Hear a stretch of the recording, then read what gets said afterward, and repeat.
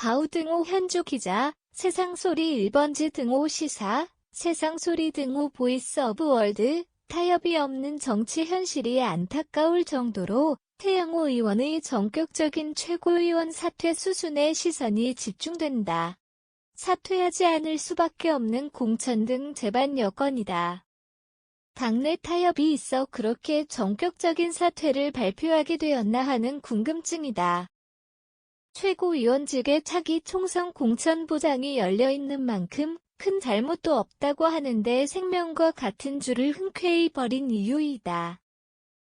제주 4.3 사건 등이 김일성 지시로 촉발됐다는 나름 역사관에 기초한 소신 발언 공천 보장 뉘앙스를 풍기는 이진복 정무수석 말대로 최고위에서 JMSB 때 민주당 공격했던 발언 해당이 수석 발언 관련 녹취록 공개했다는 보좌관 고발 문제 등이 최고위원직 포기의 징계 절차를 밟아야 할 사안이냐는 태 의원 반발이다.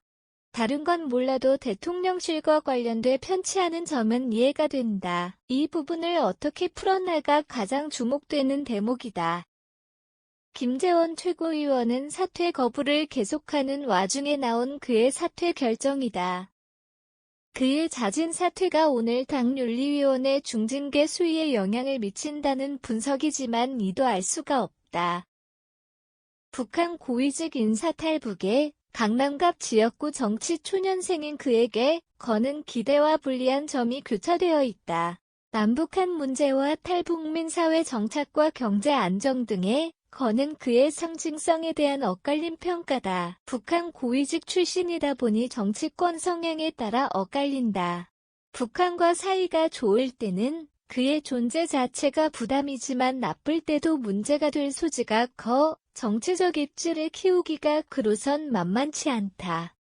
이번 최고위원직 사퇴로 보이지 않는 여러 정치적 변수에 주목할 필요가 있다.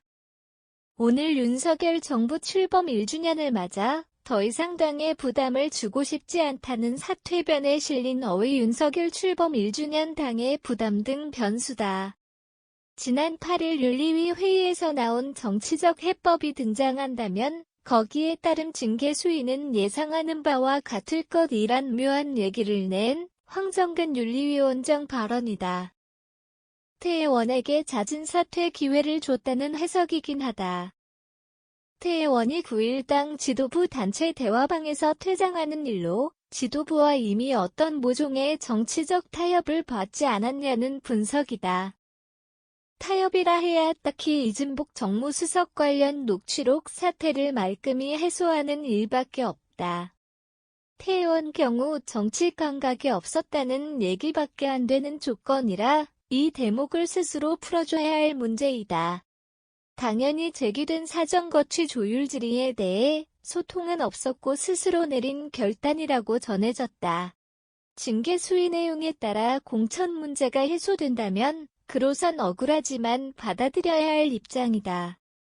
공천 개입에 혹이 짙은 이진복 정무수석 관련한 녹취록 얘기가 최고위원 사퇴를 촉구한 단초이지만 없는 얘기를 했겠느냐는 김종인 전 비대위원장 지적처럼 그도 억울하다. 강약을 잰다면 그가 약자임이 분명하다. 정치적 기반이 적고 남한 사회에서 최초 국회의원이 된 그의 입지조차도 흔들리는 상황까지 가는 수순은 피해야 할 그의 입장이다. 현주 기자 사코파워 @아웃룩, 캄루즈바우.com